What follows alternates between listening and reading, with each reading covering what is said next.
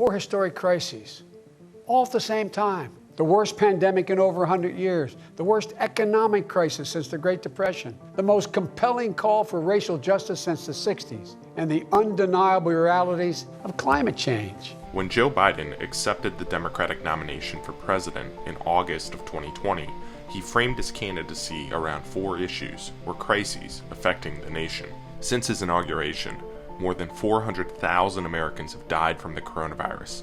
The economy has yet to regain more than 3 million jobs it lost during the pandemic. The world experienced one of its warmest years on record, and Congress failed to act on police reform and voting rights measures, even as some states enacted voting restrictions. And despite having passed coronavirus relief and infrastructure packages, Biden yet again finds himself running into the unpredictability of the virus, as well as the limits of his office. President Biden is to be commended for the exceptional work that he and his team did when it came to vaccine distribution. And that was our number 1, number 2, number 3 focus for those initial months. Today, we hit 200 million shots. President Biden and his team really put all their eggs into the vaccine basket and neglected several other components. One is testing. Should we have done more testing earlier? Yes. But we're doing more now. We've gone from 0 at-home tests a year ago to 375 million tests on the market in just this month.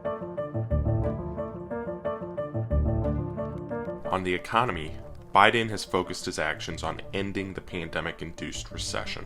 1 year later, he has largely accomplished this, but has continued to face surging inflation, supply chain bottlenecks, and the recovery's uneven toll on the lowest-earning Americans. The big disappointment last year, I think, was the surge in inflation. And a lot of that was related to the disruptions to global supply chains, which was precipitated by the Delta variant of the virus. And it not only hit us hard, but it hit the rest of the world even harder, particularly Asia, where a lot of the supply chains begin.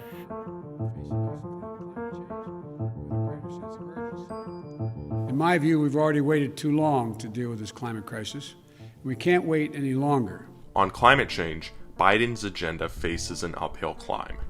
He rejoined the Paris Climate Agreement and has issued new rules to curb greenhouse gas emissions. But court challenges and Democratic opposition to Build Back Better threaten to stall his climate efforts. President Biden and Vice President Harris walked into a climate mess. We've been able to at least come together on some legislation that pushes climate infrastructure resiliency and adaptation.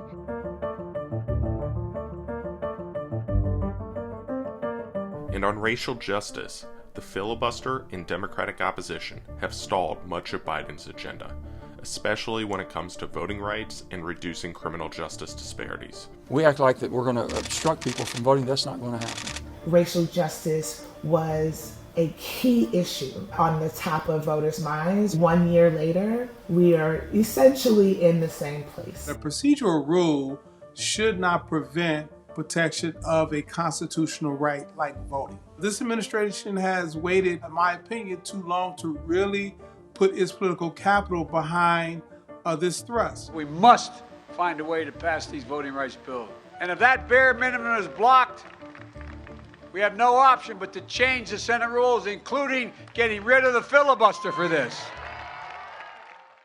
Still, Biden has fulfilled many of the promises that he made during the 2020 campaign. He passed a coronavirus relief package in March and a bipartisan infrastructure bill in November. He expanded testing and vaccinations to combat the coronavirus pandemic. He implemented new regulations to combat climate change. And he even extended the pause on federal student loan repayments. The economy is in a much better place today than it was a year ago. Unemployment, that's probably the best benchmark to get your mind around how things are going, is 3.9%. That's pretty good by any historical standards. 400 anti-voting bills have been introduced in 48 states. It will absolutely have an impact on these November midterms if we don't pass federal voting protections. Americans are living in very different realities. That's going to be the big challenge going forward, is how do we all adapt to what it means to live with COVID?